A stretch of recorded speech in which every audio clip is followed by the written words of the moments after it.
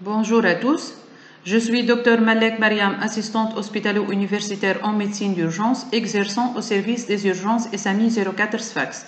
J'ai l'immense honneur et plaisir de vous présenter aujourd'hui les indications des gaz du sang dans le cadre du MOOC des gaz du sang de A jusqu'à Z. On va commencer par l'introduction. La gazométrie est un examen paraclinique de pratique courante.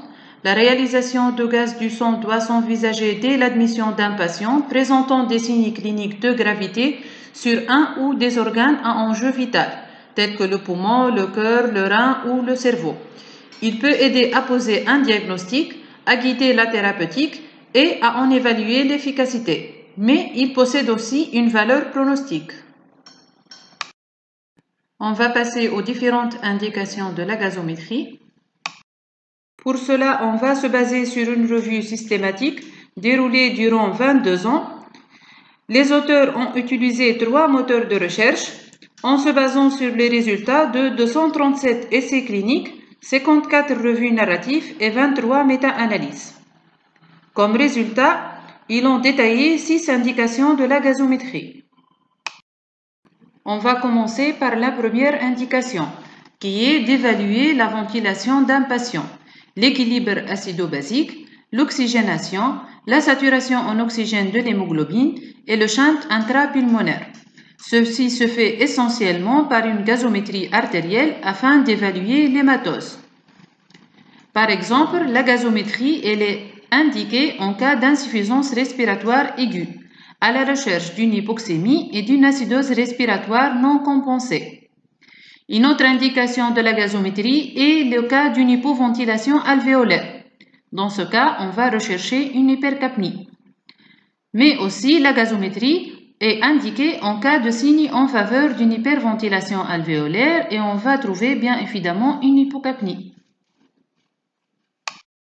La deuxième indication est de quantifier la réponse à une intervention thérapeutique, telle qu'une administration d'oxygène ou une ventilation mécanique. De même, la gazométrie est indiquée pour alerter sur la sévérité d'une maladie pulmonaire ou cardiaque chronique. Par exemple, dans l'insuffisance respiratoire chronique, on s'attend à trouver une acidose respiratoire mais qui est compensée du fait de la chronicité de la maladie. Un autre exemple, le rapport PaO2 sur FiO2. C'est un indicateur pour stratifier la sévérité d'une SDRA. La quatrième indication de la gazométrie est d'évaluer l'insuffisance de la réponse circulatoire. En fait, un gradient artério-veineux de dioxyde de carbone élevé peut indiquer une perfusion tissulaire inadéquate, comme observé dans l'état de choc hémorragique, un débit cardiaque faible ou lors de la réanimation cardio-pulmonaire. Des travaux se sont intéressés sur l'équilibre acido-basique au cours de la réanimation cardio-pulmonaire. Ils ont montré qu'en cette situation, il y a une acidose respiratoire et même une acidose métabolique, avec un gradient artério-veineux en dioxyde de carbone élevé. Et ceci va nous renseigner sur l'efficacité ou non du massage cardiaque externe. De même, un gaz de sang veineux périphérique peut être utilisé pour évaluer l'équilibre acido-basique en cas d'insuffisance rénale, d'acidocétose diabétique ou dans un contexte d'intoxication. Dans tous ces cas, on va trouver une acidose métabolique. Dans l'insuffisance rénale, l'acidose métabolique est due à un défaut de régénération de bicarbonate par le rein avec une augmentation d'excrétion d'acide. Cette acidose métabolique va avoir comme effet secondaire une aggravation de la progression de l'insuffisance rénale, une déminéralisation osseuse, un catabolisme musculaire et une augmentation de la mortalité. Ceci a fait l'objet de plusieurs travaux scientifiques. La gazométrie est aussi indiquée, comme on a vu, dans le contexte d'intoxication, notamment la fameuse acidose lactique en cas d'intoxication à la metformine, et ceci par inhibition de la respiration mitochondriale.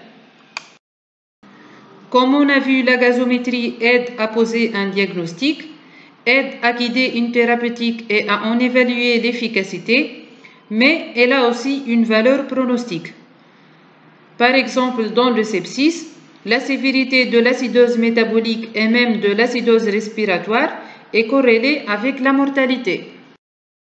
De même, une gazométrie effectuée dans le cadre du bilan préopératoire d'une chirurgie pulmonaire va nous prédire les réserves respiratoires du patient en post-chirurgie, soulignant ainsi la valeur pronostique de la gazométrie.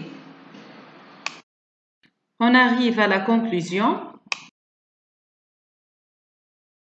La gazométrie est un acteur clé, facile, rapide et très riche en ses apports diagnostiques, thérapeutiques et pronostiques.